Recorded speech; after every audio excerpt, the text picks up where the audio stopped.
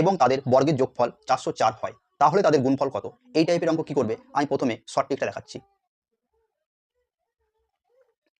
Short trick দেখো, প্রথমে এই যোগফলের স্কোয়ার করে দেবে, এই টাইপের অঙ্ক।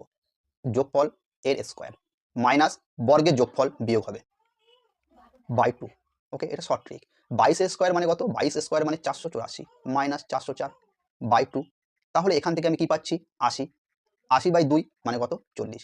এই অঙ্কটার অ্যান্সার 40।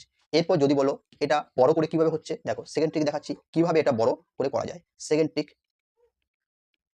দেখো দেখো একটা সূত্র আছে, বর্গের যোগফল বলেছে, তাহলে এ স্কোয়ার প্লাস বি স্কোয়ার। এর সূত্র কি? এ প্লাস বি এর হোল স্কোয়ার মাইনাস 2ab।